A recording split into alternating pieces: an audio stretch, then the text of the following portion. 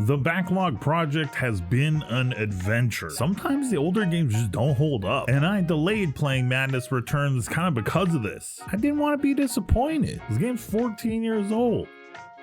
You know? Welcome to completion 121 of the Potato Backlog project. Oh, we're in the thick of it now. Make sure you stick around to the end of the video for the first Tater Raider of 2025, and let's talk about Alice Madness Returns.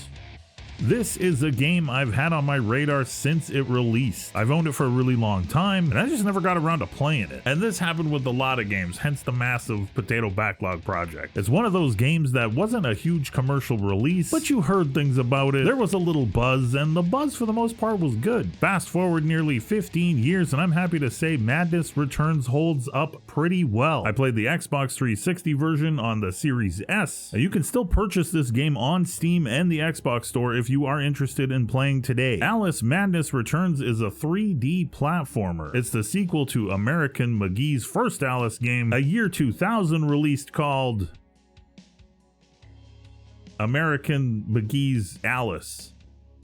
The full version of that game is actually included with the 360 Madness Returns game, which is a nice little bonus. You are Alice Liddell, a young woman with some pretty serious mental health issues. Alice lost her family in a house fire at a young age, and the trauma from that fractured her mind and drove her a little crazy. Warning to all, this is not a kid's game. The story is fairly dark, and it deals with some pretty heavy-duty issues. So fair warning to parents out there or anyone that might have triggers dealing with fires, abuse, abandonment, or loss of family. As Alice, you will kind of bounce between the real world and a new wonderland Alice has created in her mind. The game is separated into 5 chapters you must play through to make it to the 6th and final chapter, which is just the final boss battle. Each of the chapters puts Alice into a new part of Wonderland. Each area has its own distinctive visual style, complete with unique enemies, and Alice's outfits actually change to reflect the world you are currently in. My favorite area ended up being the dollhouse. There were just some crazy messed up things in that chapter. They had enemies called bitch babies, even an achievement dedicated to killing them, which I of course had to unlock. Just super amazing stuff. The visual style of the game is its strongest selling point for me. The contrast of taking the children's story, Alice in Wonderland, those characters and places, every kid knows them, and then putting those things with more serious issues and more mature themes and visuals. It just works on a lot of different levels. The box art alone lets you know this isn't a kid's game, and that you're in for a unique adventure you probably aren't going to get anywhere else. Outside of the normal platforming moves you would expect in such a game, Alice is also armed with the Vorpal blade, a teapot cannon, a pepper grinder that doubles as a machine gun, and a toy horse that works like a giant hammer, basically a heavy attack to take care of armored bad guys. And you unlock these different abilities as you play through the game. Teeth are scattered around the world for you to collect, and they act as a currency for you to upgrade your new abilities. Each weapon has 4 upgrade levels, and the game lets you pick and choose what and when you want to upgrade them. Alice's life bar is also upgradable by finding hidden red paint. I liken this to finding heart pieces in a Zelda game. These are hidden incredibly well throughout the game. In fact, most of the collectibles are. This would be a pretty difficult game to 100%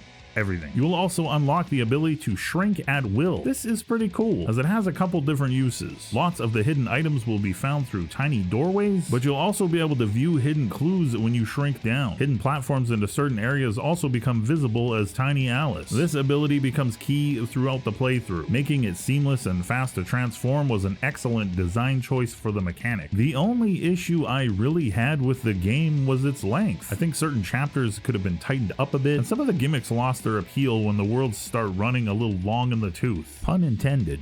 Madness Returns is about a 14 to 15 hour completion. I think it would have a lot more replayability and be more enticing to 100% if it came in around the 10-hour mark. There is great value here for the cost of entry. If you're a little twisted and get this game dirt cheap on a sale, you're probably not going to be disappointed. 4 happy potato faces out of 5, some tighter pacing and a little bit better boss battles, and this would have been a 5 for me. With that, the Backlog project rolls on. Be kind to yourselves and others that deserve it. We're on to the next one. In 2025. I kind of wish you could have used the cat for something. He kind of shows up and he's like hints. The Cheshire cat. He smiles and kind of creepy looking. It's the cat that creeped you out when you were a kid. He should have been like your little animal to send out and do things. Or maybe I'm thinking of Star Wars Outlaws. I don't know.